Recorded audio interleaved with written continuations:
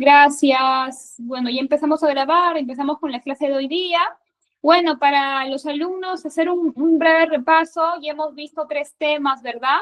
Estamos ahorita en la 4ª sesión del curso. Este viernes termina.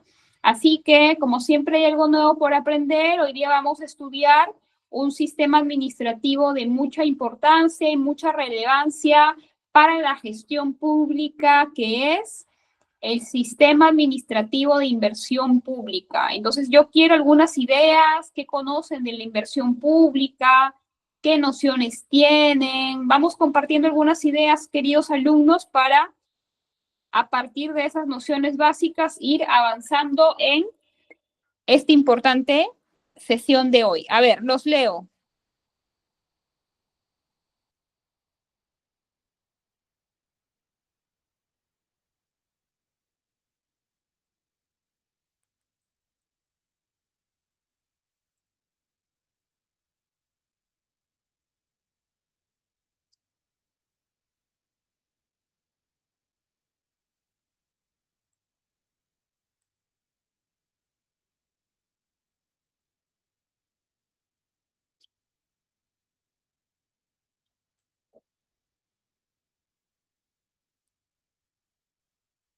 A ver, Ángel nos dice, es el gasto realizado por el gobierno. Ya, ¿para desarrollar qué? ¿No me escuchas, Jesús? Allá. Proyectos o adquirir bienes para desarrollar obras. Ya, por ahí estamos dando nociones importantes. Es la inversión que hace el gobierno para realizar obras, proyectos. La pregunta era, ¿qué entendemos por inversión pública, Jesús? ¿Qué entendemos por inversión pública?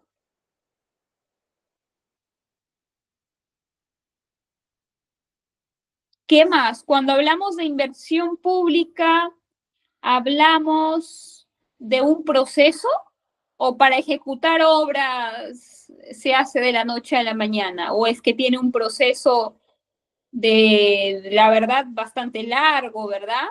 Bastantes etapas, desde que nace una idea, desde que nace una propuesta hasta que se materialice, pueden pasar meses o incluso años.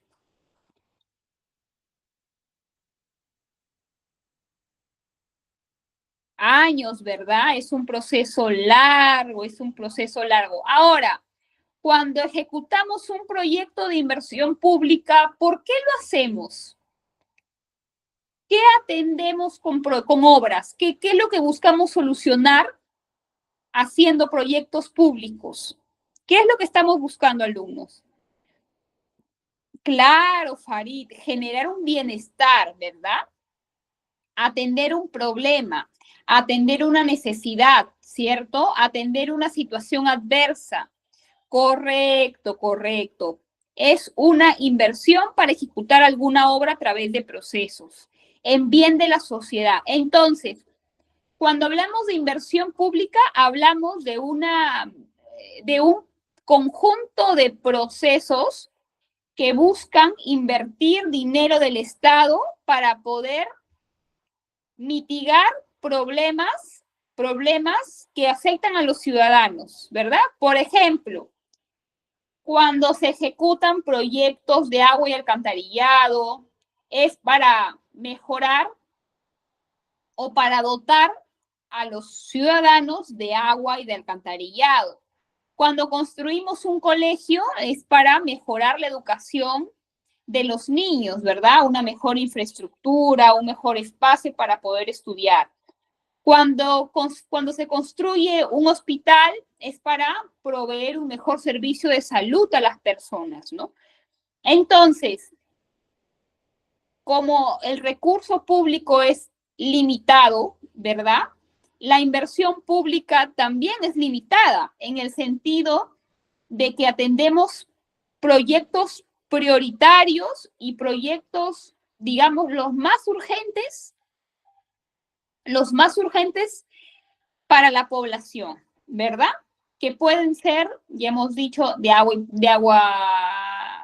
y acceso de agua potable, educación, salud, transportes, prevención de desastres, bueno, etcétera, etcétera, etcétera. Muy bien, alumnos, muy bien sus comentarios.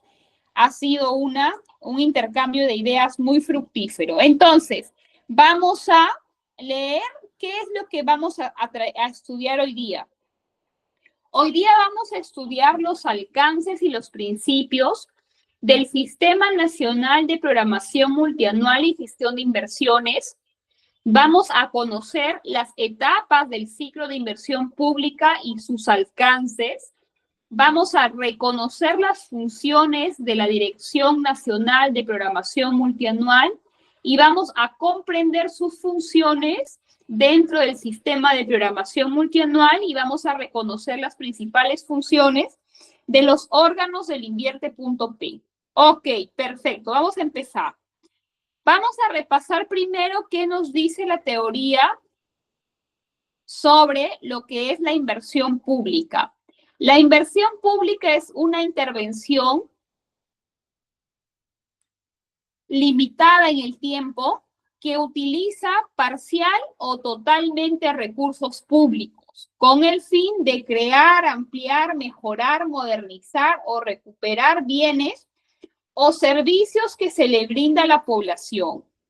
¿Y qué es un proyecto de inversión pública? Un proyecto es una herramienta utilizada por el Estado para que sus inversiones produzcan cambios que mejoren la calidad de vida de la población, ¿correcto? Ahora, la inversión pública está organizada o está regulada en un sistema administrativo que se llama, el nombre completo y el nombre técnico se llama Sistema Nacional de Programación Multianual y Gestión de Inversiones. Sistema Nacional de Programación Multianual y Gestión de Inversiones. Ya lo volvemos a repetir, que es uno de los 11 sistemas administrativos del Estado. Orienta el uso de los recursos públicos destinados a la inversión. Y este sistema como tal nace en el año 2017 con un decreto que se llama Decreto Legislativo número 1252. Este decreto nace el 24 de febrero del año 2017 con el objetivo de reformar el sistema de inversiones en nuestro país. Se reforma el sistema de inversiones en nuestro país. ¿Cómo así, profesora? Bueno, vamos a ver. Antes del 2017 existía un sistema de inversión pública que se llamó Sistema Nacional de Inversión Pública, también conocido como SNIP, Sistema Nacional de Inversión Pública. En el año 2017, este sistema nacional es reemplazado por el actual sistema que incorpora una serie de cambios, de modificación a la manera en cómo se ejecuta la inversión pública en nuestro país, ¿ok? Entonces, más adelante vamos a ver algunas diferencias entre el sistema actual y el sistema de inversión pública anterior, pero esto nos va a ayudar un poco para tener una idea de algunas variantes importantes que tiene actualmente el sistema de inversión. ¿Cuáles son los principios del sistema de inversión pública? Cierre de brechas, ¿no? ¿Qué es una brecha, alumnos? ¿Qué entienden ustedes por una brecha? ¿Qué es una brecha social? A ver, compartamos ideas.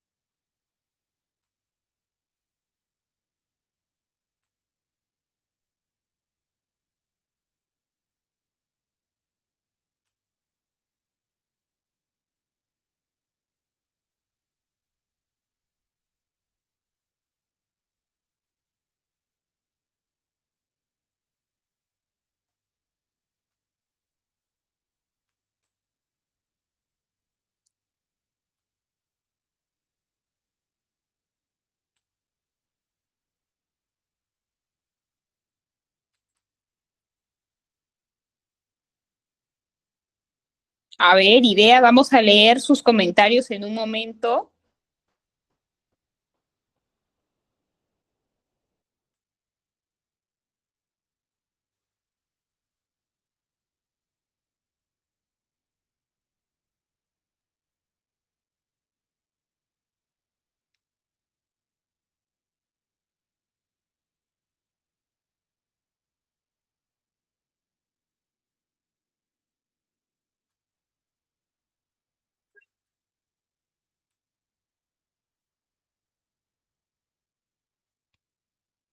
A ver, vamos a leer sus comentarios.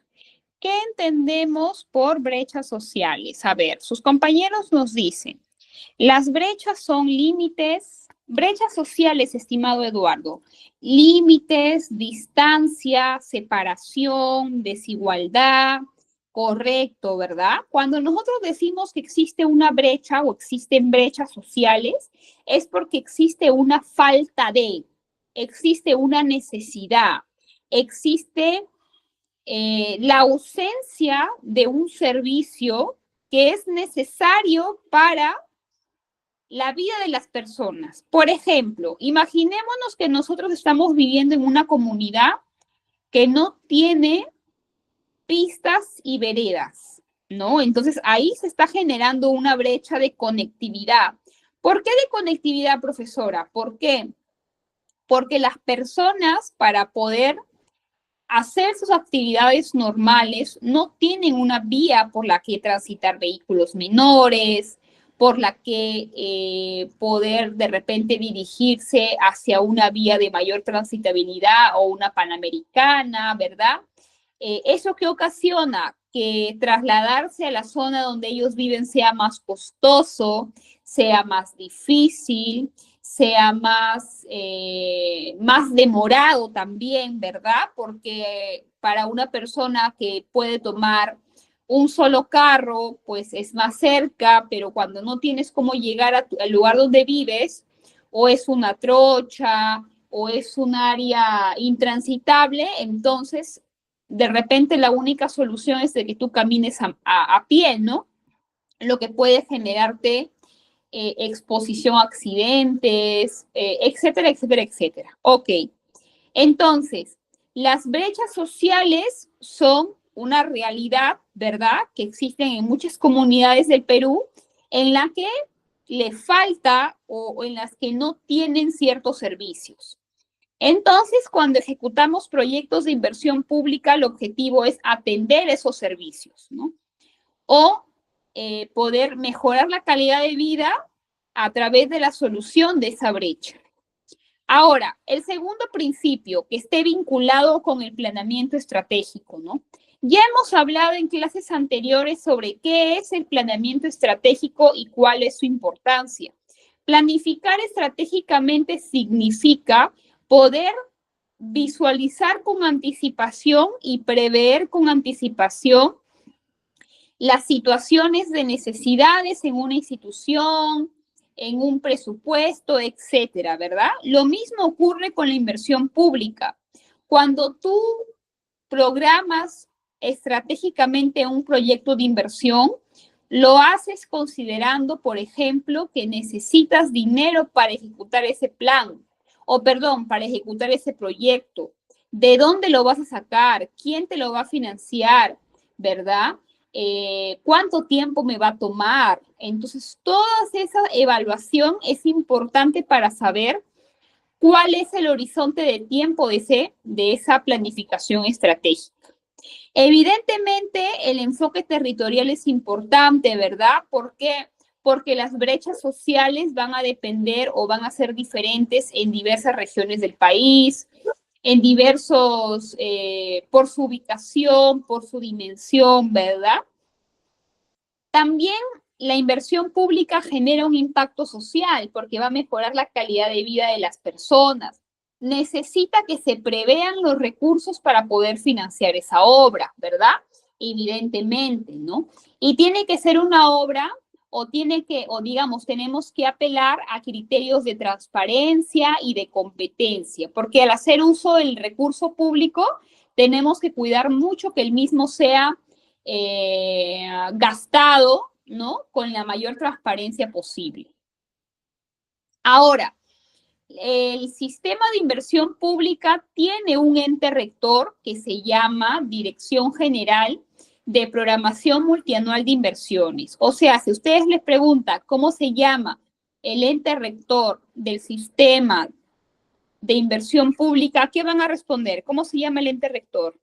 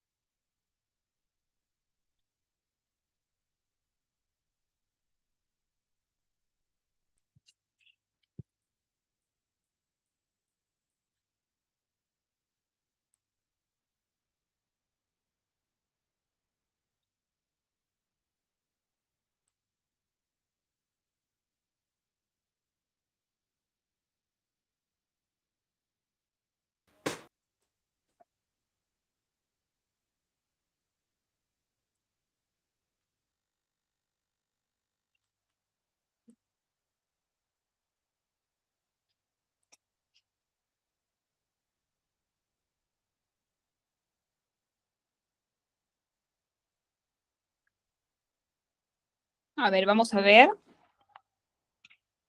Hola, ¿me escuchan?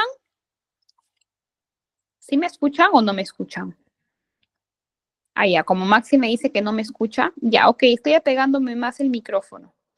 Entonces les decía, ¿cómo se llama el ente rector del Sistema Nacional de Programación Multianual y Gestión de Inversiones? ¿Cómo se llama el ente rector? Para que no se olviden, está en su pantalla, pero me gustaría que lo escriban. ¿Cómo se llama?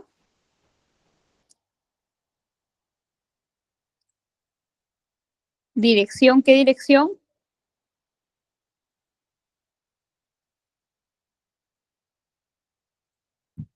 Dirección General de Programación Multianual de Inversiones. Dirección General de Programación Multianual de Inversiones. ¿Qué funciones tiene este ente rector? Primero que ejerce la rectoría del sistema, ¿verdad? También expide resoluciones, directivas, manuales, normas, ¿verdad?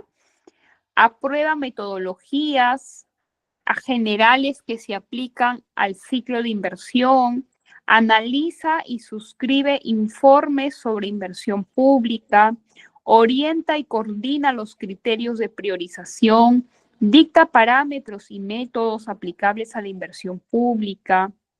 Entonces, esas son las funciones del ente rector del sistema. Ahora, ¿se acuerdan que yo les conté que el sistema es nuevo? Que en el año 2017 empezó a implementarse y que antes del 2017 existía otro sistema que se llamó porque ya no existe, Sistema Nacional de Inversión Pública. ¿Cuáles eran las diferencias entre el uno y lo otro para conocimiento de ustedes? Bueno, el SNIP o también conocido Sistema Nacional de Inversión Pública es un sistema que tenía grandes falencias. Una de esas falencias era que no identificaba ni priorizaba proyectos que cierren brechas sociales, ¿no? Ese era un primer problema. También pasaba que habían proyectos o pasaban proyectos de inversión que no contaban con presupuesto. Entonces, como no contaban con presupuesto, luego se quedaban a medias en su ejecución o se paralizaban durante muchos años, ¿no? En el sistema anterior, el MEF era un ente que intervenía mucho, entonces intervenía en cada ciclo del proyecto de inversión. Los proyectos no se diferenciaban por ser grandes o por ser pequeños, sino que todos tenían que cumplir el mismo ciclo de inversión. Y eso generaba que proyectos pequeños, ¿no? En vez de ser ejecutados más rápidamente, también demore mucho tiempo en poder concretarse. Ahora, en el sistema actual del sistema invierte.p, solamente se ejecutan proyectos que atiendan brechas sociales. Ya no se ejecutan proyectos para crear monumentos, para crear estatuas, ¿no? Para crear algo que no te genera un valor, sino todos los proyectos tienen que estar fundamentados en una brecha que cerrar. Educación, salud, transportes, este,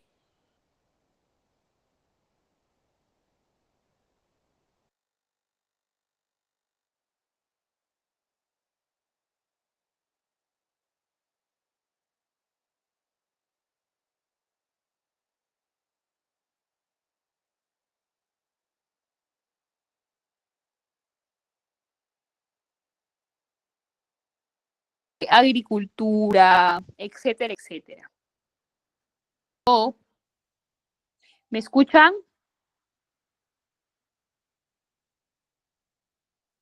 Ay, sí, disculpen, disculpen. Ya, les decía que, les decía que el invierte.p identifica sistemas, o perdón, solamente se ejecutan proyectos que cierren brechas sociales, ¿no? Ya no se ejecutan proyectos como monumentos. ¿Se acuerdan cuando antes eran escandalosas las obras que se ejecutaban monumentos, se ejecutaban estatuas, se ejecutaban inversiones que no eran idóneas para la población o que no les generaba un bienestar directo? Entonces, eso se evita a través de los proyectos que cierren directamente brechas.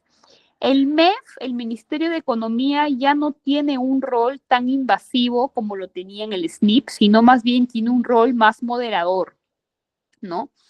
Y ahora en el sistema nuevo se diferencian proyectos, o sea, no es lo mismo ni tiene la obligación de pasar por todas las etapas un proyecto de 1 millón de soles a un proyecto de 100 millones de soles, ¿no? Va a depender de su financiamiento o del monto de inversión, perdón, para que se determine qué proceso tiene que pasar. Si es un proyecto más costoso, el procedimiento es más riguroso, más largo y más complejo. Pero si el proyecto es menos costoso, el proceso es más simple, más ágil y mucho menos engorroso que antes, ¿ok? Ahora, el ciclo de inversiones. ¿Cuál es el ciclo de inversiones? ¿Cómo se procesan las inversiones desde la idea hasta la ejecución? Bueno, tenemos una etapa de 4 o un ciclo de 4 etapas. 1, 2, 3, 4 etapas. La primera etapa que se llama programación multianual de inversiones, la segunda etapa que se llama formulación y evaluación, la tercera etapa ejecución y la cuarta etapa financiamiento. Entonces, ¿cómo se llama el proceso mediante el cual se ejecutan las inversiones en el Perú? Ciclo de inversiones. ¿Cuántas etapas tiene el ciclo de inversiones? 4 etapas. Programar, formular, ejecutar y financiar. Perdón, acá es mantenimiento. No sé por qué han puesto financiamiento. Acá es mantenimiento. Ok, veamos la primera etapa, que es la programación multianual de inversiones. Acá voy a ir mostrándoles, estimados, voy a ir mostrándoles un documento para que ustedes vean cómo inicia en una institución que tiene, digamos, presupuesto, la idea de proyecto. Antes de que nazca una idea de proyecto, la entidad está en la obligación de identificar cuáles son sus brechas sociales. Ejemplos de brecha: salud, educación, conectividad, agricultura, etcétera, etcétera. Ahora, pregunta: ¿cada región tendrá las mismas brechas que otras o cada uno tiene brechas particulares de su área, de su localidad?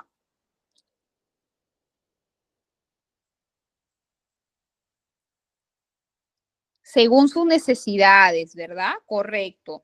Incluso eso se traslada a cada distrito, cada anexo, cada centro poblado tiene necesidades particulares dependiendo de su ubicación geográfica, de la densidad poblacional, ¿verdad? Etcétera, etcétera, etcétera. Correcto, son muy particulares y muy propias. Entonces, el primer paso para que una entidad pueda saber cuáles son sus brechas es que está en la obligación de identificarlas a través de un documento que se llama diagnóstico de brechas. Miren, les voy a mostrar uno para que ustedes los vean. Cursos, un ratito les voy a mostrar.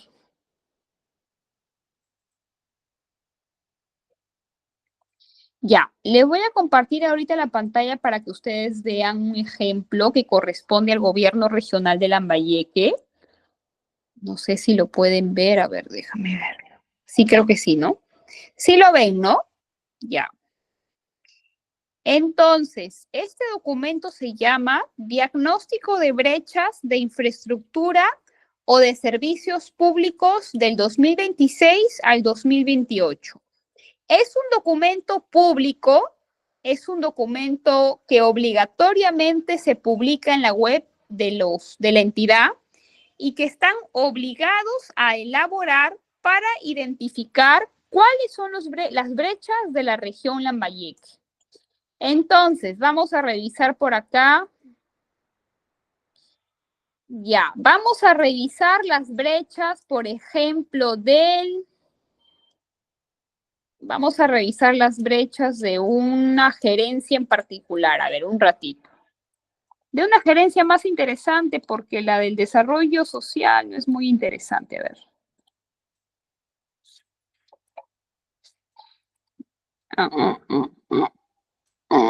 Vamos a ver uno que sea interesante.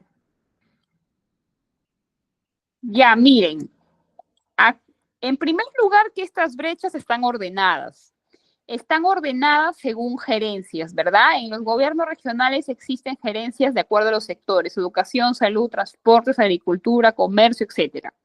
Entonces, las brechas se organizan a través de cuadros por gerencia. Por ejemplo, en la gerencia de agricultura se ha identificado varias brechas. Brechas, por ejemplo, porcentaje de productores agropecuarios sin servicio de asistencia técnica, porcentaje de superficie agrícola sin riego, porcentaje de superficie agrícola sin riego tecnificado, porcentaje de superficie sin acondicionamiento para recarga hídrica. Entonces, empezamos acá a describir las brechas que tiene la región Lambayeque en materia agrícola, una por una, ¿verdad? En las áreas de vivienda, por ejemplo, en la área de vivienda, ¿qué tenemos? Servicio de, no, ¿dónde están las brechas acá? A ver, un ratito.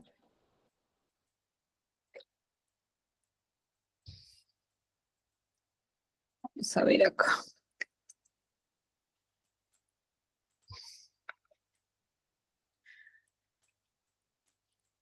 Ven, por ejemplo, en la gerencia de recursos naturales, porcentaje de superficie de ecosistemas degradados, áreas naturales protegidas con vigilancia y control. A ver, mercados de abastos en situaciones inadecuadas, viviendas sin servicio, sin acceso al servicio de energía eléctrica, superficie agrícola sin riego, red vial en condiciones inadecuadas. Bueno, en conclusión, estimados alumnos, este es un documento extenso, un documento de 86 páginas, pero un documento que el gobierno regional de Lambayeque está en la obligación de elaborar cada 2 años, con el objetivo de identificar cuáles son sus brechas. Este documento lo aprueba con una resolución que lo firma el gobernador y se publica obligatoriamente en la página web del gobierno regional de Lambayeque, ¿ok? Ahora, El primer paso ha sido identificar las brechas. Yo ya sé cuáles brechas tiene, por ejemplo, Lambayeque. Ahora, pregunta, ¿habrá dinero, habrá presupuesto para atender todas las brechas indicadas en el diagnóstico?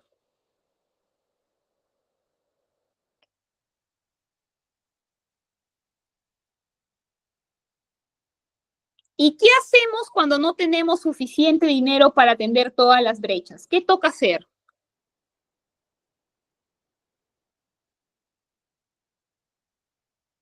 Priorizar. ¿Cómo priorizamos, estimado? ¿Cómo priorizarían ustedes intervenciones? ¿Cómo? ¿Bajo qué criterios?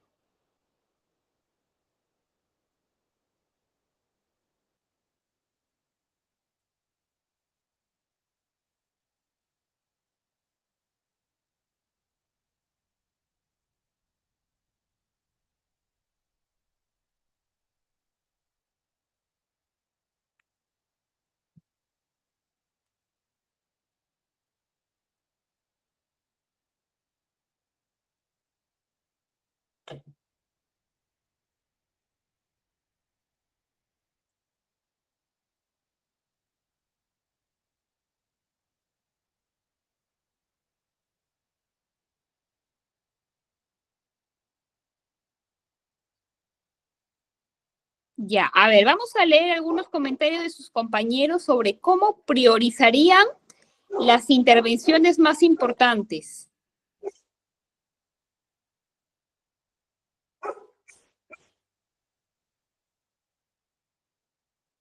A ver, vamos a leer comentarios. Dice, Farid nos dice, enfocarnos en temas más relevantes, lo más urgente, lo esencial. Raúl González dice, usaría un diagrama de Pareto. Ajá. Candly, lo más urgente, el de mayor necesidad. Ok. Entonces, en realidad, hemos acordado o hemos llegado a un mismo punto, que existen muchas maneras de priorizar, ¿verdad? Yo puedo pensar como funcionario que tengo que priorizar de esta manera, pero viene otro funcionario y dice, yo quiero priorizarlo de este modo. Entonces, como cada persona tiene una forma de priorizar diferente, por ejemplo, vamos a pensar que yo soy de, no lo sé, yo soy de Pimentel, entonces usualmente lo que yo haría es pues pedir que se atiendan más las necesidades del lugar donde yo vivo y hay que ser equitativos, ¿verdad? Entonces, para dejar de lado las subjetividades, lo que yo pueda creer versus lo que tú puedas creer, es que en materia de inversión pública se usan criterios de priorización. ¿Qué son los criterios de priorización, licenciada? Es un documento técnico, también tiene que ser aprobado con resolución, también tiene que publicarse en la página web. Es un documento técnico que en este momento voy a proceder a mostrarles un ratito. Vamos a compartir. Ya. Entonces, lo que están viendo ustedes en pantalla, queridos y estimados alumnos, es la resolución ejecutiva regional que aprueba los criterios de priorización del gobierno regional de Lambayeque para las inversiones del año o de los 2 años 2025-2027. Este es un documento oficial que estuvo publicado por la autoridad regional, ¿verdad? Entonces, este documento lo que va a permitir va a ser tener la manera o las herramientas para poder priorizar cuáles son aquellas intervenciones que resultan más necesarias para poder priorizar. Entonces, perdón, esto se hace evidentemente bajo diversos criterios, es un trabajo técnico que acá podemos encontrar en este documento, pero si lo revisamos con mayor detenimiento, queridos alumnos, vamos a poder encontrar de qué manera por sector es que se van a o se va a decir cómo se va a priorizar en cada sector. Sector agricultura, sector salud, sector educación. Porque vamos a ponernos a pensar en el sector educación. En el sector educación tenemos muchas brechas. A ver, escribamos brechas que ustedes sepan en el sector educación. ¿Cuáles son las brechas más importantes para atender en el sector educación? A ver, ideas. Ya, el analfabetismo. Ya, esa es una brecha, ¿verdad? Porque hay muchas personas que no saben leer ni escribir. Correcto. Jesús dice, la falta de infraestructura adecuada. Correcto, hay muchos niños que no estudian en las condiciones óptimas, en las condiciones adecuadas, excelente. Falta de recursos educativos, correcto, correcto. Hay muchos niños que no tienen material suficiente para poder estudiar. ¿Qué más? ¿Qué otras ideas de brechas? ¿Qué más? ¿Qué más? ¿Qué otras brechas existen en educación?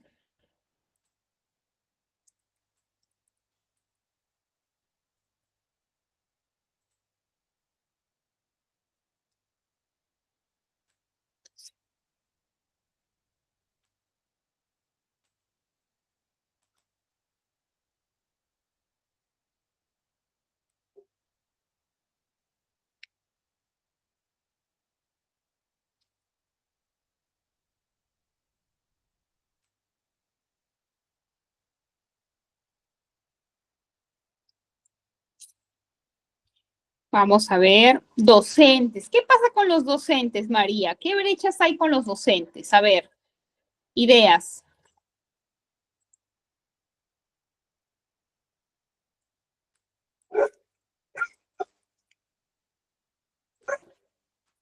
¿Qué problemas y brechas hay con los docentes, estimados?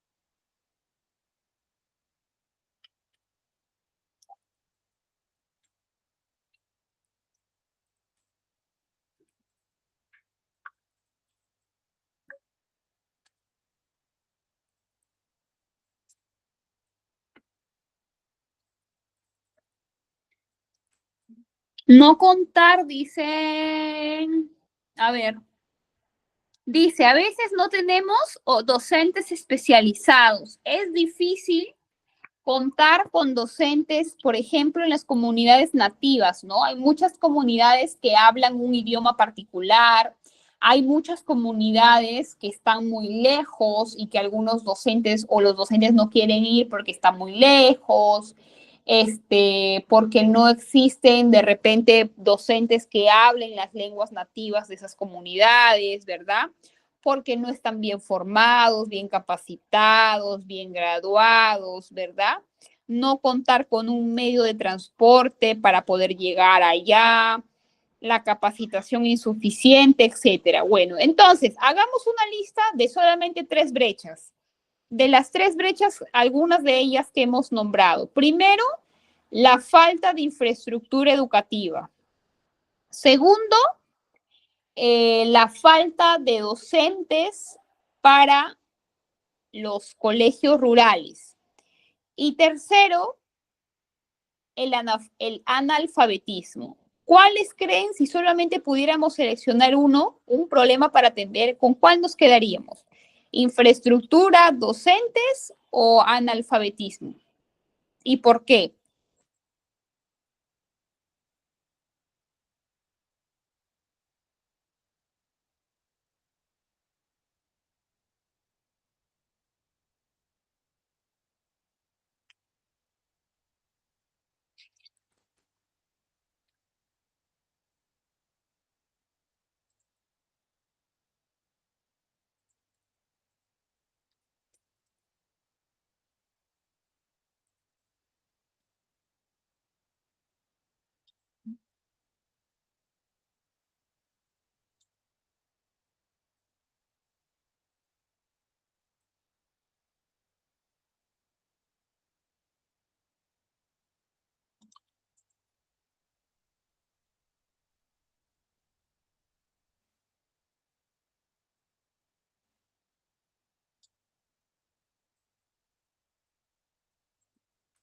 Nos dice que sin los docentes no puede haber educación, ¿correcto? ¿Qué hacemos teniendo una infraestructura de punta si no tenemos docentes para impartir clases? De acuerdo con tu criterio, María. Claro, Farid, definitivamente que la infraestructura es importante, ¿verdad? Porque se necesitan docentes que tengan herramientas para enseñar, que tengan internet, que tengan una laptop, que tengan o que los alumnos tengan una pizarra, una buena pizarra, una pizarra inteligente, si no es mucho pedir, ¿no? Entonces, definitivamente, queridos alumnos, en ese rango de prioridades, los docentes son más importantes, porque por muy buena infraestructura que podamos tener, sobre todo en comunidades rurales, ¿no? La preocupación es de que la falta de docentes puede hacer o puede inducir a que los niños no asistan a clases, a que los niños dejen de asistir, a que no puedan terminar su año escolar, ¿verdad? Entonces, definitivamente, si solo tuviéramos presupuesto para poder financiar una intervención, definitivamente que nos quedaríamos con el cubrimiento del presupuesto para poder pagar a los docentes. Porque, ¿qué pasa? Para quienes de repente son docentes o tienen familiares docentes, lo que pasa es que los profesores contratados usualmente son mal pagados, ¿no? Y lo que es peor de que su pago demora un montón. O sea, yo trabajé abril y me están pagando en julio, ¿no? Entonces, pues muchos de ellos tienen familia, ¿no? Ir a trabajar a una zona rural significa que yo tengo que ir allá, cubrir mis viajes, alquilar un cuarto, una casa donde vivir, ¿no? Y por el sueldo que me ofrecen, a muchos de ellos no les conviene, otros porque son mamás y tienen hijos chiquitos, ¿no? Bueno, existen un sinfín de criterios. Entonces, una vez que yo tengo ya mi diagnóstico de brechas y mis criterios de priorización, ya la institución está listo para priorizar las inversiones que va a poder ejecutar, en el tiempo, ¿verdad? Ahora, no olvidemos que ese trabajo se realiza en la fase de programación, porque uno cuando programa, planifica, y la planificación siempre es con tiempo, siempre es pensando en el futuro, ¿ok? No tenemos, no sé eso. Ahora, vamos a ver, después que yo ya tengo mis criterios de priorización,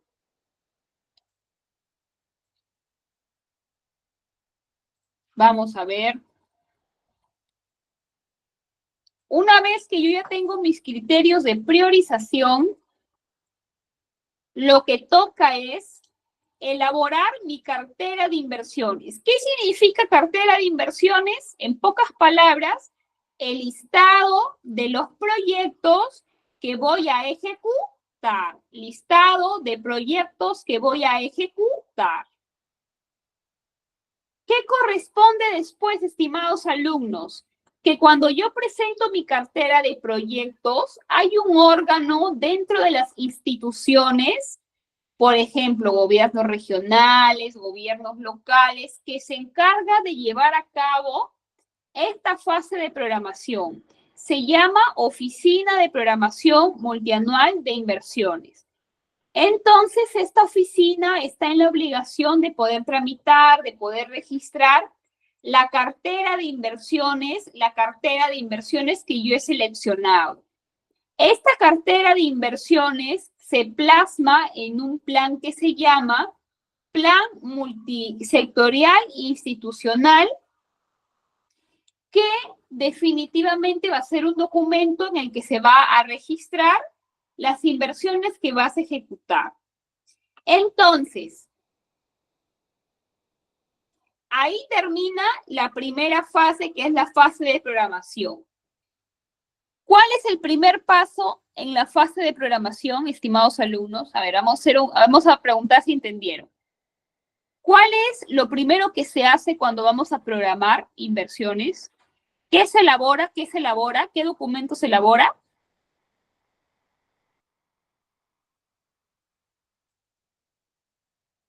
Antes del criterio de brechas, ¿qué se elabora?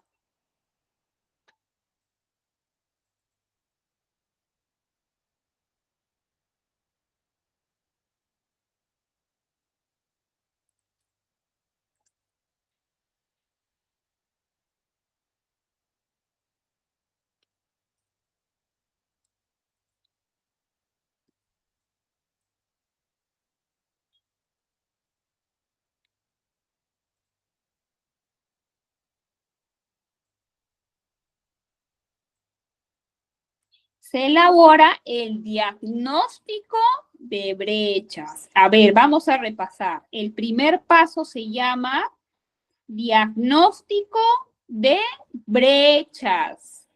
El diagnóstico de brechas nos va a permitir identificar cuáles son las brechas que tiene una región, una provincia, un distrito. Una vez que yo tengo mi diagnóstico, lo voy a dejar acá, ¿ok? Primer paso, programación. Paso 1, elaborar diagnóstico de brechas. Ahora, pregunta. ¿El diagnóstico de brechas es un documento público? ¿Es un documento que se publica? ¿Es un documento que se aprueba mediante resolución? ¿Cómo es un diagnóstico de brechas?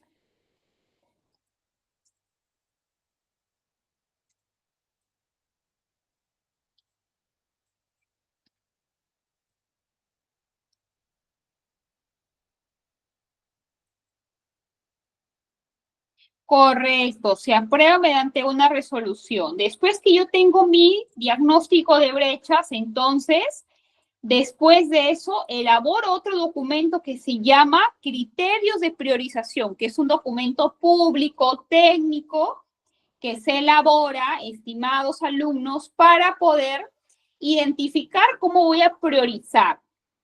Tercer paso, una vez que yo tengo ya mis criterios de priorización, tengo que crear mi cartera de inversiones.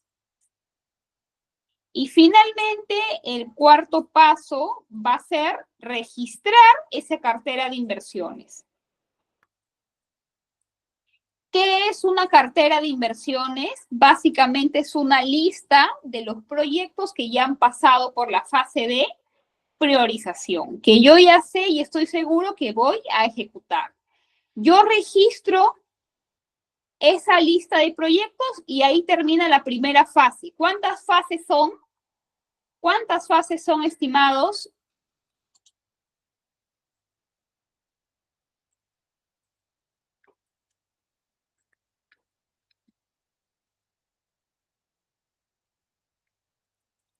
Cuatro, ¿verdad? Cuatro. ¿Cómo se llama esta fase? ¿Cómo se llama la primera fase?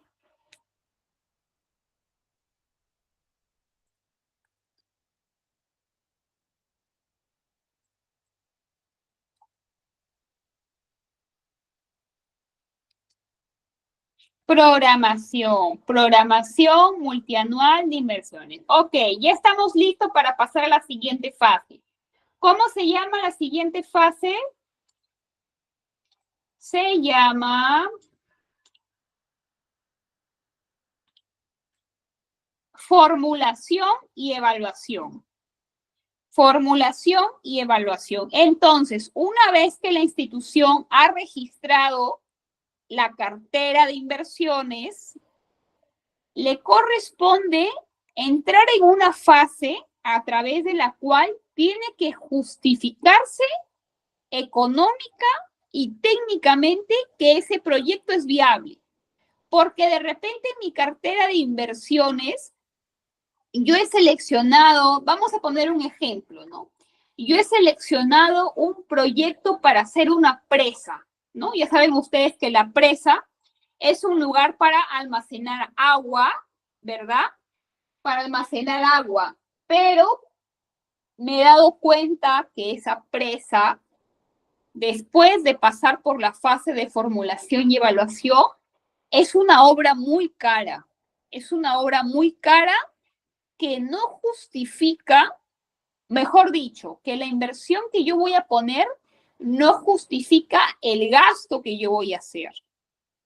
Entonces, la idea de cualquier proyecto es que el proyecto sea viable técnicamente y presupuestalmente. ¿Por qué técnicamente? ¿Por qué? Porque yo de repente tengo una idea de cómo crear una presa, ¿verdad? Pero me doy cuenta que las condiciones del terreno no son las óptimas. Por ejemplo, no sé si ustedes han escuchado hablar de un proyecto que se quiere hacer en Lambayeque. Bueno, yo soy de Lambayeque hace muchos años, que es un proyecto que está en un distrito de Lambayeque, en donde hay, digamos, en la zona o en el terreno donde se quiere hacer la represa, hay un montón de familias que tienen años viviendo ahí. Entonces, evidentemente, para poder hacer esa obra hay que tener el área libre, ¿verdad? Lo que significa que esas personas no pueden seguir viviendo ahí. Pero ese hecho y esa solución que parecen fáciles son bien complejas. ¿Por qué? Porque las familias no se quieren ir, las familias amenazan con irse, las familias amenazan con generar de repente alguna acción de protesta. Entonces, todo eso va generando problemas para la futura obra que yo tengo que saber técnicamente. O, por ejemplo, de repente la altitud del área que yo tengo no es viable para hacer un proyecto de este tipo, ¿no? Entonces, más allá de la idea, los proyectos tienen que pasar por una etapa que se llama formulación y evaluación. ¿Quién me dice cuál es el objetivo de la etapa de formulación y evaluación? ¿Qué buscamos en la etapa de formulación y evaluación? A ver, ¿qué buscamos? Lo acabo de decir varias veces, pero quisiera saber si ustedes han interiorizado esa idea. ¿Qué buscamos en la fase de formular y evaluar? Justificar el proyecto, ¿verdad? Para saber si puede seguir adelante, si tiene futuro, si es viable. Correcto, correcto. Yo lo evalúo técnica y económicamente a través de hay dos maneras para hacerlo. ¿Y cuál va a ser la diferencia, licenciada, para saber si yo tengo que hacer fichas de técnicas o estudios de preinversión? ¿Cómo yo voy a saber si le toca uno o si le toca el otro a mi proyecto? Va a depender, estimados, del monto del proyecto. Como lo dije anteriormente, si un proyecto cuesta menos, es un proyecto menos costoso, el procedimiento es más rápido y es más ágil. Lo que significa que en el caso de proyectos menores a 750 UIT, la UIT es la unidad impositiva tributaria, vamos a poder aplicar unas fichas simplificadas. Pero en el caso de que la obra superase los 407,000 UIT, miren de cuánto estamos pasando, de 750 a 407,000, no son 750 soles, ¿ah? La UIT vale 4,400, creo que está ahorita, entonces hay que multiplicar. Estamos hablando evidentemente de un monto mayor, pero lo que yo quiero que ustedes nada más interioricen de hoy es que en la fase de formulación y evaluación se va a tener que justificar económica y técnicamente el proyecto y que la forma de esa justificación va a ser diferente dependiendo de si es una obra más costosa o menos costosa. ¿Ok? Ahora, los resultados, sí, María, 750, a ver, les explico.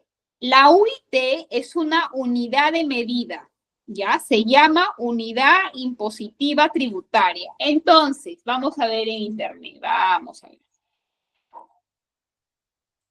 A ver, estimados alumnos, las UITs son unidades de medida oficiales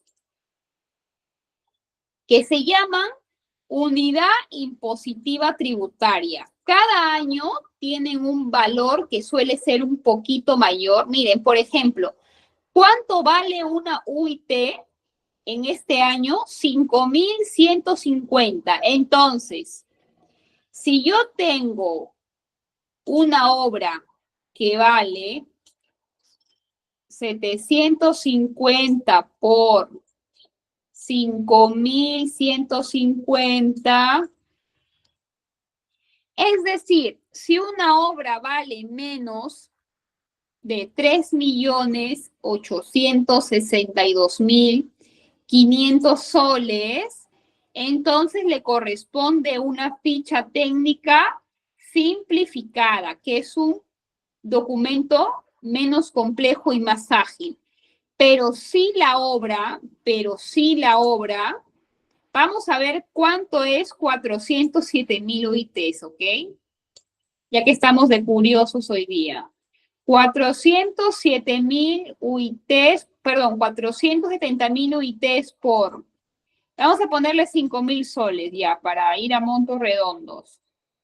Si la obra, por ejemplo, no estamos hablando de una obra de 2.000 millones de soles, ¿no? O sea, obras realmente de impacto, ¿no? Porque dirán, no, licenciada, pero ¿qué obra cuesta así? Bueno, Chavimochic, vean, revisemos las grandes obras, realmente vamos a ver ahí que hay obras que cuestan, también llamadas obras millonarias, ¿no? Obras muy costosas. Bueno, ya, una vez que yo ya tengo el resultado de mi evaluación,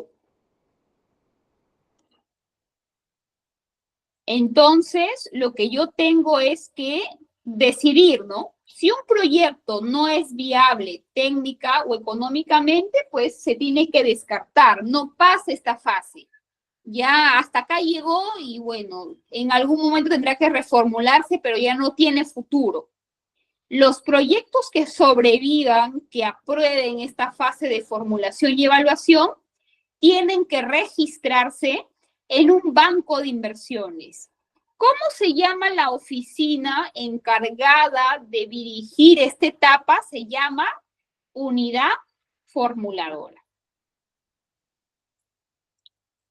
Ok, una vez que yo ya tengo mis proyectos de inversión que han pasado exitosamente la fase de formulación y evaluación, llegamos a la tercera fase, la ejecución. Acá ustedes me dirán, ay, licenciada, eso es bien fácil, pues, porque inicia una obra y ya la obra tiene un inicio, tiene un fin, y esa es la fase más fácil. Mentira. Esa es la fase más difícil y la que más problemas siempre hay. Porque para los que de repente les es un poquito ajeno este tema, antes de ejecutar una obra como tal, antes de poner la primera piedra de un colegio, lo que se tiene que hacer es un documento que se llama expediente técnico. ¿Qué es un expediente técnico? ¿Qué es un documento? ¿Qué es un expediente técnico? Perdón.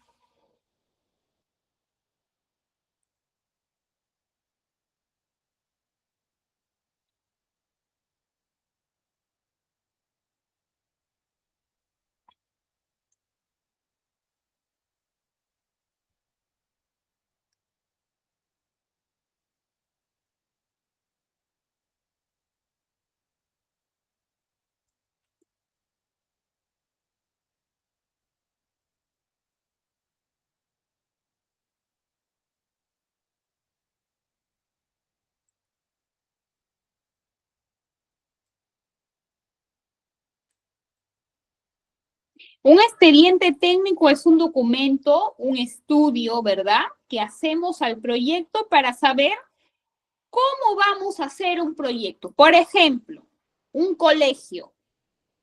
El colegio, no lo sé, Ramón Castilla, ya. El colegio, ¿cómo lo vamos a hacer? ¿Cuántos pisos va a tener? ¿De qué material se va a hacer? ¿Cuáles van a ser sus acabados? ¿Cómo van a ser sus bases? ¿Cuántos laboratorios vamos a tener? ¿Cuántas aulas vamos a construir? ¿De qué diámetro son las aulas?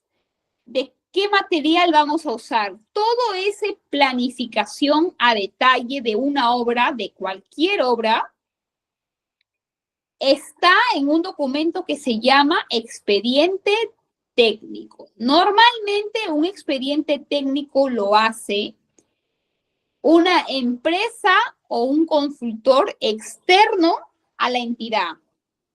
Mejor dicho, la entidad solicita o requiere el servicio de un externo para poder elaborar, porque son documentos bien complejos y difíciles de hacer, expedientes técnicos.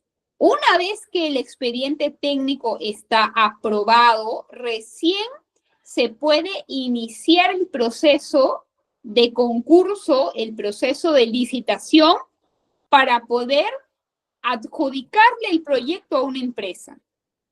Por ejemplo, si yo tengo el proyecto del Colegio Ramón Castilla con un expediente técnico ya aprobado, lo que va a corresponder, ¿qué es, estimados alumnos? Que se inicie el proceso de licitación.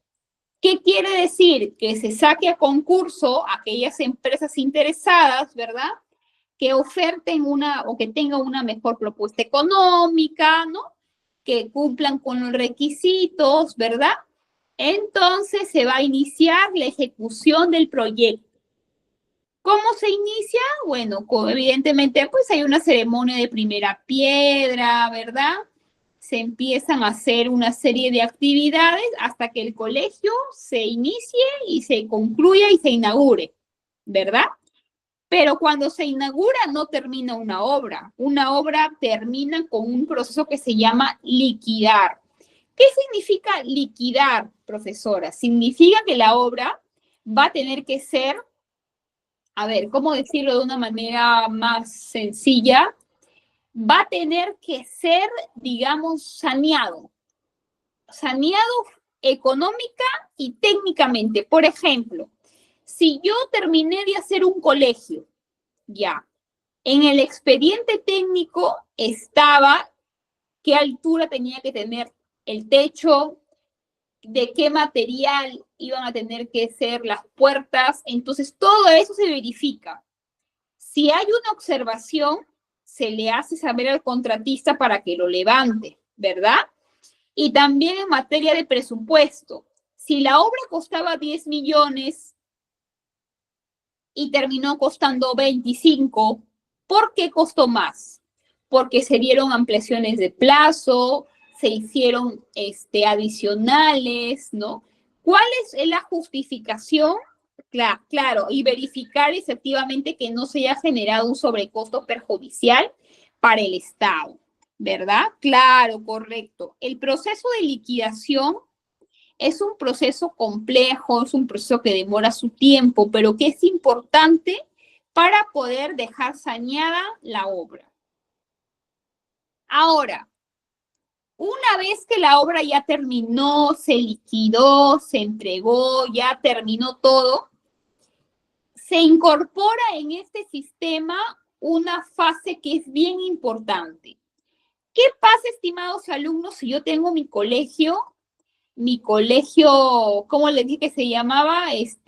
Ramón Castilla, mi colegio, de última generación, con la última vanguardia, con lo último de la tecnología, pasa un año, 2 años, 3 años, y no tengo un presupuesto, de repente alguna máquina se malogró, de repente, pues no sé, hay que pintar el colegio. Toda obra necesita un mantenimiento. ¿Qué es lo que pasa cuando no se le da mantenimiento a una infraestructura pública? ¿Qué creen ustedes que pasa?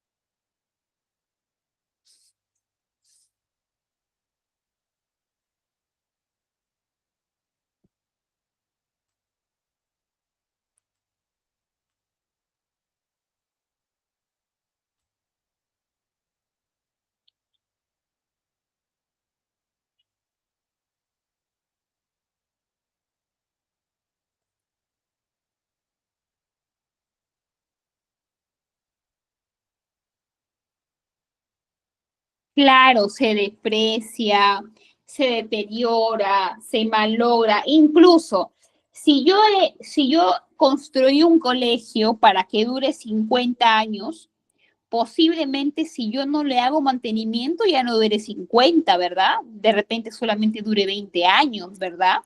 Entonces, no solamente es de que dejamos de hacer algo, sino que eso tiene un impacto en el rendimiento de ese bien. Por eso es importante que se destinen partidas para poder mantener esas obras, para poder de repente hacer un trabajo de reparación, mantenimiento, actualización, ¿verdad? Y eso nos va a permitir garantizar que esa infraestructura dure más años en el tiempo. Por ejemplo, tenemos de que es importante que los titulares, o sea, el alcalde, el gobernador, ¿no? El titular de una entidad, programe el gasto necesario para asegurar la operación y mantenimiento de la infraestructura. Se tiene que reportar anualmente cuál es el estado de la obra, ¿verdad? Establecer criterios para que un proyecto sea evaluado. ¿Cuáles son estos órganos del invierte.p? Ya lo hemos revisado, ya no vamos a revisarlo más. Ya, a ver, vamos a un ejemplo de hoy, a un ejemplo que vamos a poner para poder repasar el ciclo de inversiones. A ver, elijamos un sector. Educación, salud, transportes. ¿Qué sector desean elegir? A ver, vamos a ver. Vamos, para hacer el Kahoot de hoy, ¿qué sector vamos a elegir? Salud, ya, vamos a construir un hospital. Ok, entonces, lo primero que tengo que hacer es, en la fase de programación, que hago mi diagnóstico de brechas, ¿verdad? En salud. Después yo priorizo, ¿verdad? Una vez que priorizo, ejecuto o elaboro mi cartera de inversiones y lo registro. Después de eso, tengo que someter a mi proyecto a la fase de evaluación, de formulación y evaluación para ver si mi proyecto es viable técnica o económicamente. Entonces, si yo tengo el proyecto de un hospital de nivel 1, ¿no? O perdón, de nivel 5 creo que es el más complejo. Tengo que tener un terreno, ¿verdad? Un terreno donde levantar mi hospital. Tengo que proyectar cuánto me va a costar, 300 millones, 200 millones, 150 millones, ¿verdad? Ah, claro, no sé si ustedes de repente han visto, pero hay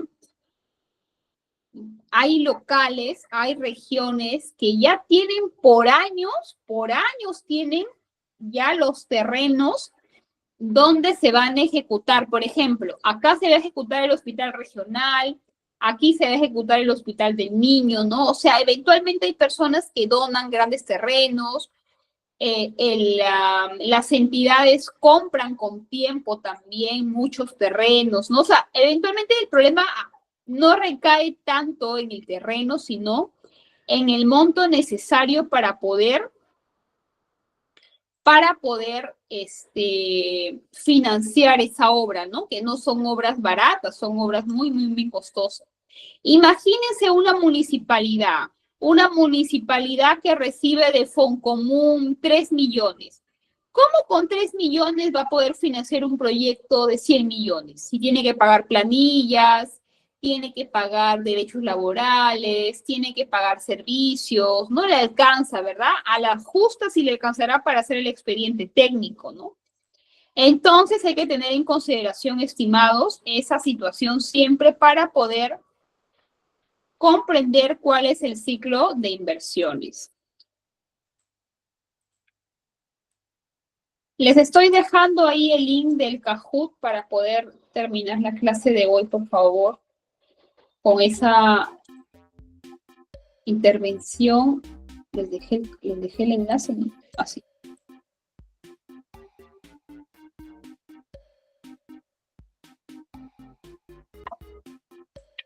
A ver, esperamos unos minutos. ¿Qué problemas tiene Jesús?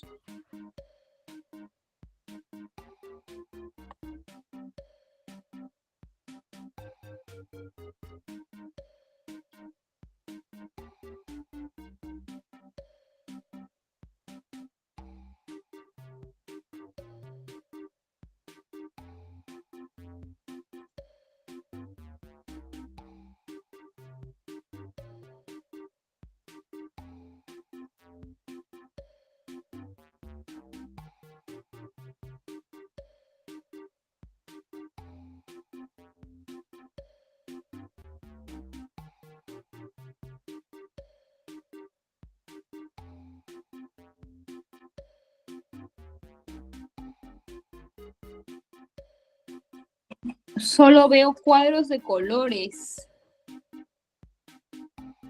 ¿Cuál será el problema que esté fallando ahí?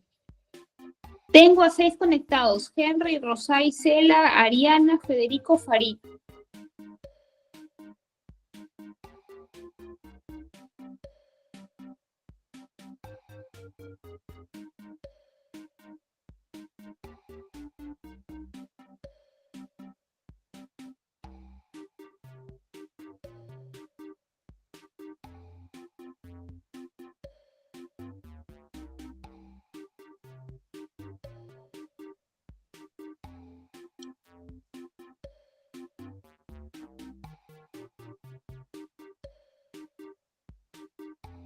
¿Se solucionó tu problema, Jesús? No.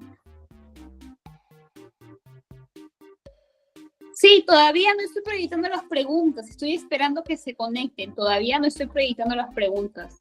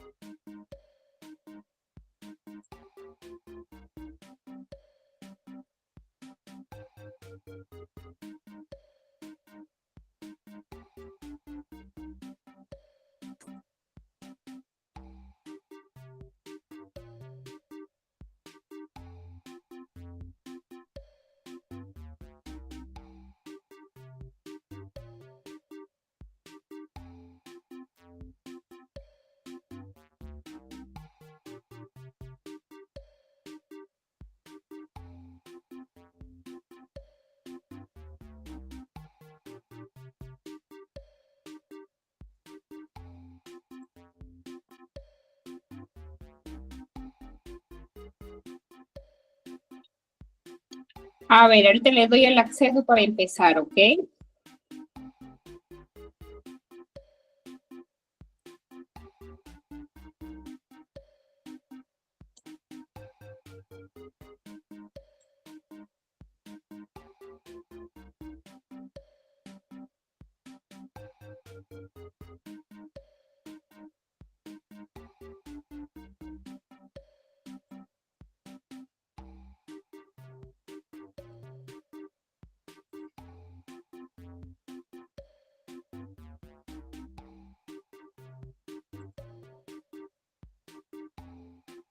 A ver, vamos a ver.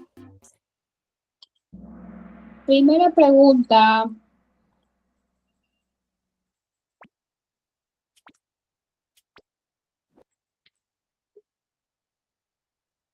¿Cuál de los siguientes enunciados no es una característica de las políticas públicas?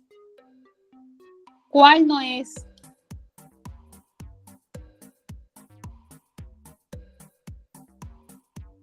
Ay, perdón. Creo que esta no es. A ver, un ratito, un ratito. Disculpen, compartí un examen que no era. A ver, un segundo, un segundo. Mil perdones, discúlpenme. Ay, Dios mío. No sé por qué se compartió un examen que no era. Un ratito, mil perdones.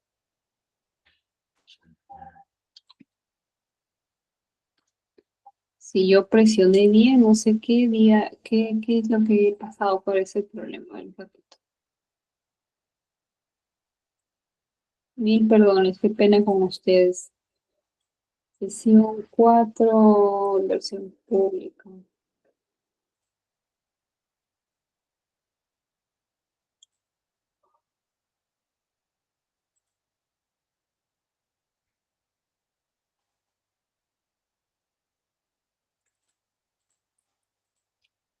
Mil disculpas, este es el enlace. Mil perdones, por favor. Mil disculpas, chicos, ha sido un error mío. Mil disculpas.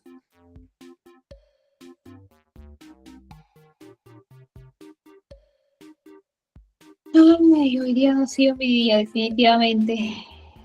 Comprobado. Mil perdones, chicos, mil perdones.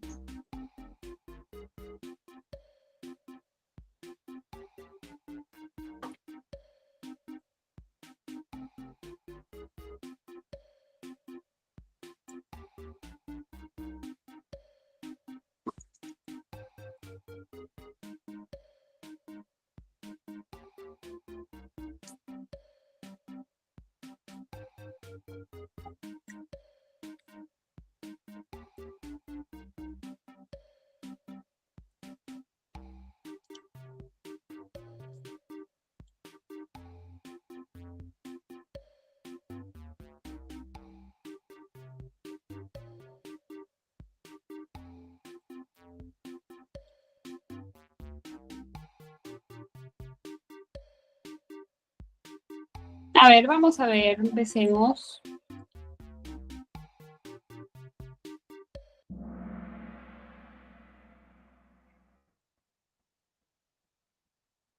Primera pregunta, chicos.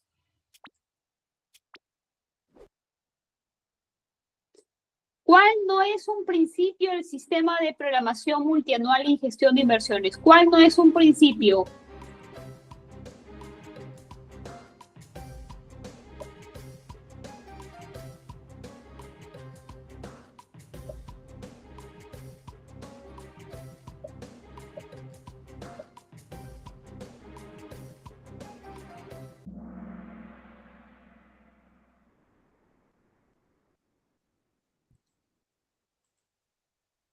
Enfoque cualitativo, excelente, ¿no? Ese no es un principio. Sigamos, segunda pregunta.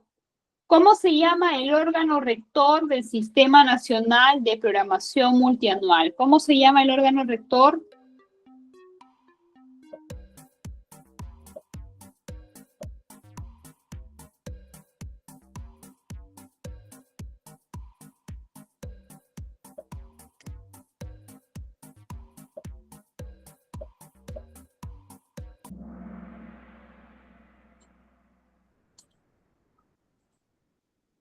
Dirección General de Programación Multianual de Inversiones. Excelente, valió la pena repetirlo varias veces. Tercera pregunta, chicos. ¿Cuál no es una fase del ciclo de inversión pública?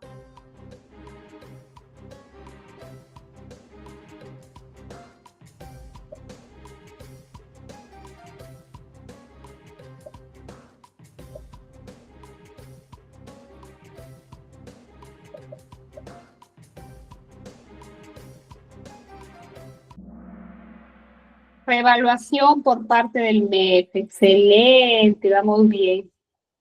La fase de programación multianual está a cargo de la unidad formuladora, ¿verdadero o falso?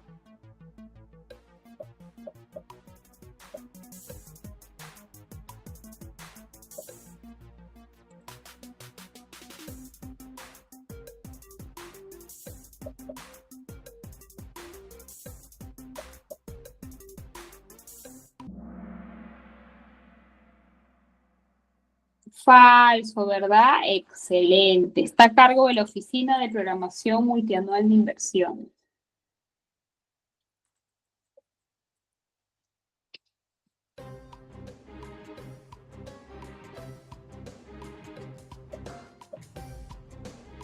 Siguiente pregunta. ¿La Oficina de Programación Multianual es designada por el órgano resolutivo? ¿Verdadero o falso?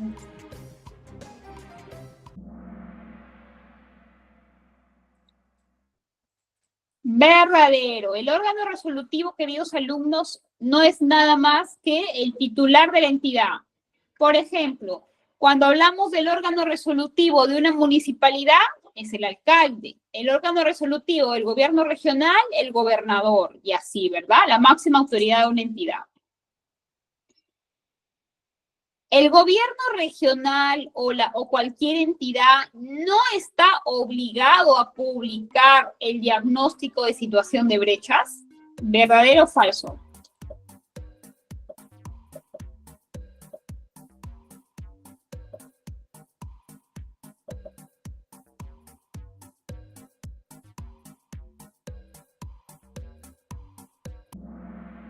Falso, ¿verdad? Están obligados a hacerlo. Siguiente. Corresponde aplicar fichas simplificadas cuando un proyecto es mayor a 750 unidades impositivas tributarias. ¿Verdadero o falso?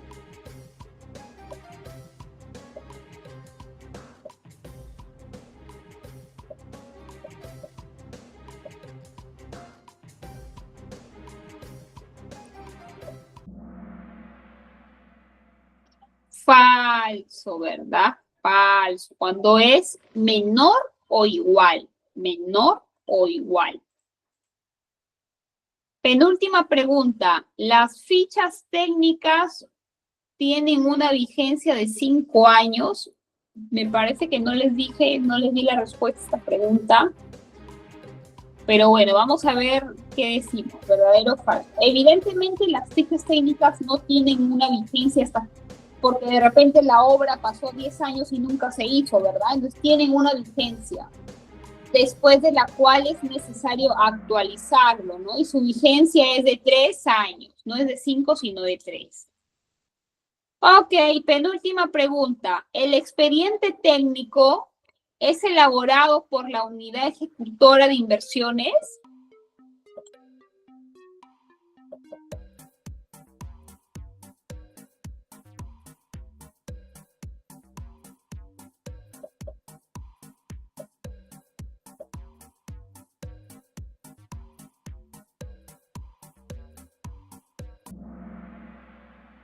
Verdadero, excelente. Vamos con la última pregunta, alumnos. Las asociaciones público-privadas le otorgan la responsabilidad al sector privado sin contraprestación. Bueno, vamos a admitir porque es una pregunta que les iba a compartir todavía en el siguiente punto antes de despedirnos. Farid, tercer puesto. Henry, primer puesto. Raúl José, excelente. Jesús Rosaiza, felicidades, excelente chicos, a todos también muchas gracias. Y para despedirnos ya, hay que hacer un último datito, ¿ok?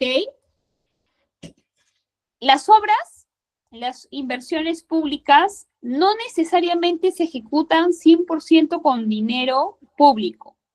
Existen modalidades a través de las cuales el sector privado puede participar del financiamiento de las obras públicas, específicamente a través de 2 modalidades, obras por impuesto y asociaciones público-privadas.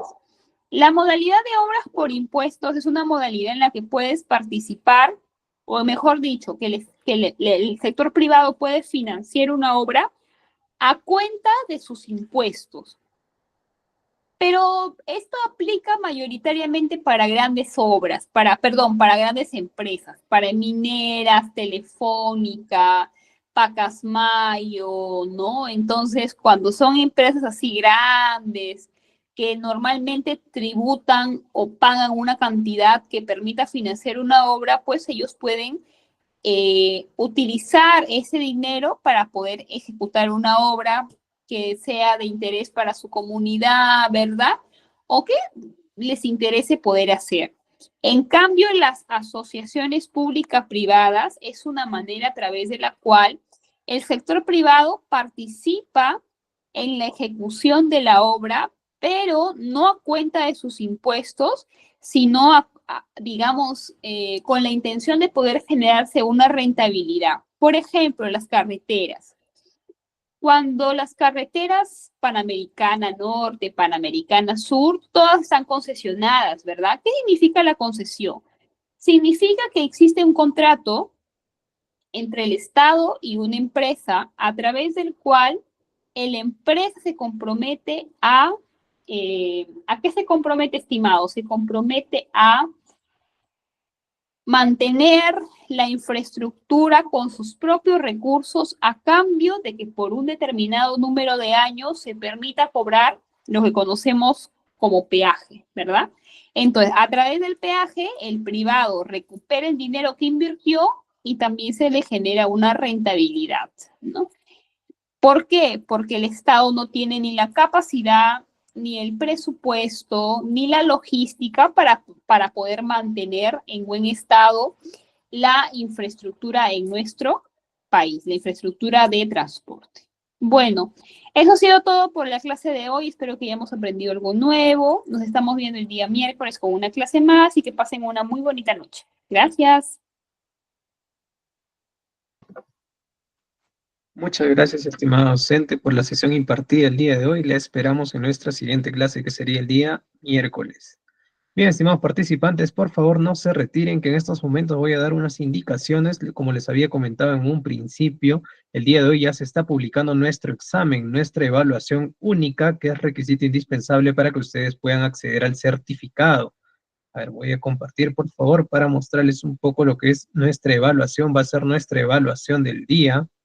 En este caso, ustedes van a tener plazo para que puedan resolver su evaluación hasta el día viernes, ¿ok? Hasta el día viernes ustedes van a tener la oportunidad para que puedan resolver su examen. A ver, estoy compartiendo entonces. Esta va a ser la evaluación entonces que va a estar disponible, ¿no? Este es el examen de nuestro curso. Como les he comentado, entonces van a tener tiempo ustedes hasta el día viernes para poder resolverlo, ¿no? Para poder desarrollarlo. A ver, acá tienen entonces que el examen es un examen único. Ustedes van a tener tiempo hasta el día viernes 29 de noviembre, hasta el mediodía, para poder desarrollarlo. Este examen consta de 20 preguntas. La calificación máxima es 20 y la calificación mínima para aprobar vendría a ser de 14, ¿no? Cantidad de preguntas son 10, intentos es 1.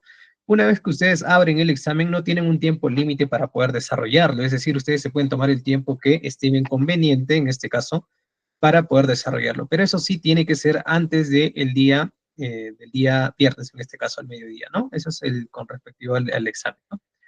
Ahora, también, de igual manera, si es que tienen alguna consulta, de repente alguna duda, algún problema con su evaluación, se pueden comunicar conmigo. Soy el coordinador Patrick Guamaní para poder ayudarlos o asesorarlos en el tema de su evaluación, ¿no? Para que lo puedan resolver si tienen alguna dificultad, ¿no? En la primera parte de la evaluación se le van a pedir sus datos a ustedes, es lo que es correspondiente a su DNI, si es que son de acá del Perú, o su cédula, si es que son participantes que nos escuchan desde el extranjero, ¿no?